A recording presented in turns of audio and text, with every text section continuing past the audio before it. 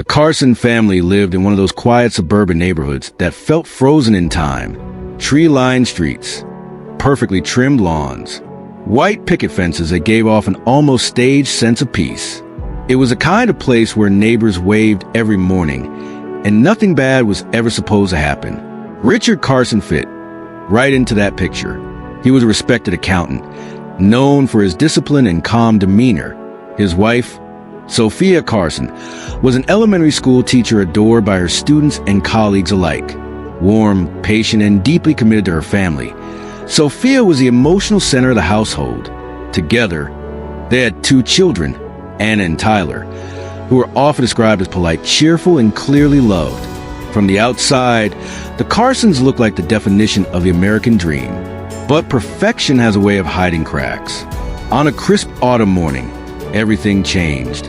Richard returned home from a weekend fishing trip with friends, expecting the familiar sounds of life inside the house. The hum of activity, the faint noise of the TV, maybe Sophia calling out from the kitchen. Instead, there was nothing. The house was silent in a way that immediately felt wrong. No footsteps, no voices, no movement at all. Richard called out for Sophia. No answer. A growing sense of unease settled in as he moved through the house, each step heavier than the last. When he reached the upstairs bedroom, the reality waiting for him shattered the illusion of the life he thought he had. Sophia was lying motionless on the bed. Panicked and disoriented, Richard rushed to her side, desperately hoping there was some explanation. Anything. But it was already too late. The frantic 911 call that followed brought police and paramedics racing to the scene, but their efforts confirmed the unthinkable. Sophia Carson was dead. Detectives quickly secured the home and began their investigation. There were no signs of forced entry. Nothing appeared stolen. The house looked exactly as it should, except for what had happened inside that bedroom. That detail immediately raised questions. Detective Sarah McMillan, a seasoned investigator known for her sharp instincts, took charge of the case. From the start, she suspected that Sophia's killer was someone she knew, someone who had been allowed inside willingly. Richard, still visibly shaken, cooperated fully. His alibi placed him miles away with friends on a fishing trip, and multiple witnesses confirmed his story. For the moment, he couldn't be placed at the scene. Still, rumors began circulating almost immediately. Friends and neighbors were stunned. The Carsons had always seemed happy, loving, stable. But as detectives dug deeper, a different story began to emerge. One that suggested the marriage wasn't as perfect as it appeared. Sophia's best friend, Laura, came forward with troubling information.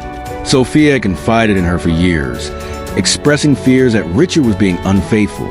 Late nights, secretive phone calls, emotional distance that grew harder to ignore. Sophia had been afraid. The media latched onto the story, framing it as a possible crime of passion. Public opinion quickly turned, and despite Richard's solid alibi, suspicion lingered. But the case stalled. With no physical evidence tying Richard to the murder, detectives hit a wall. That's when Sophia's sister, Megan, decided to act. Unwilling to accept unanswered questions, Megan hired a private investigator named Jake Thompson, a veteran with decades of experience uncovering the truth behind complicated cases. Jake started where the police couldn't: Sophia's journal. Inside were pages filled with doubt, fear, and growing anxiety.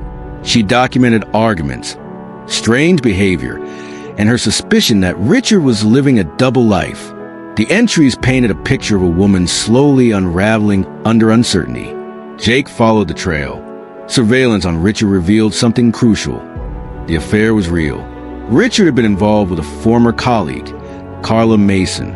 As Jake dug deeper into Carla's past, disturbing patterns emerged.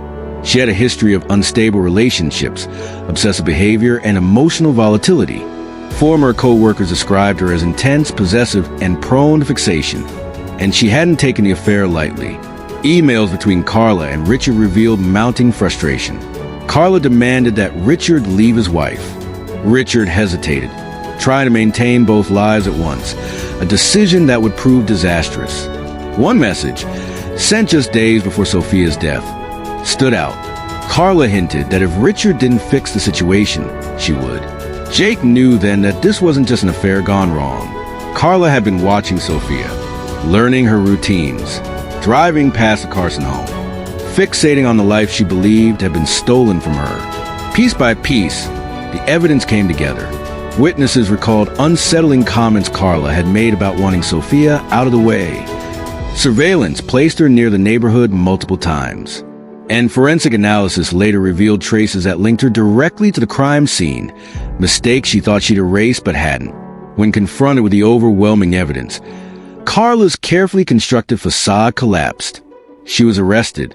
At trial, prosecutors laid out the full story: obsession, jealousy, betrayal, and a plan fueled by resentment. The evidence was impossible to deny. Carla Mason was found guilty of first-degree murder and sentenced to life in prison without parole. Richard was never charged, but the consequences of his actions followed him forever. His reputation was destroyed, his family shattered. Anna and Tyler lost their mother, and the life they once knew. In the years that followed, Megan became their guardian, stepping in to give them stability and love. Laura helped keep Sophia's memory alive through memorials and community support. Richard sought therapy, burdened by guilt and regret, knowing that his choices had set everything into motion. The Carson case left a lasting mark on the community, a reminder that even the most perfect-looking lives can hide devastating truths. And sometimes, betrayal is far more dangerous than anyone realizes.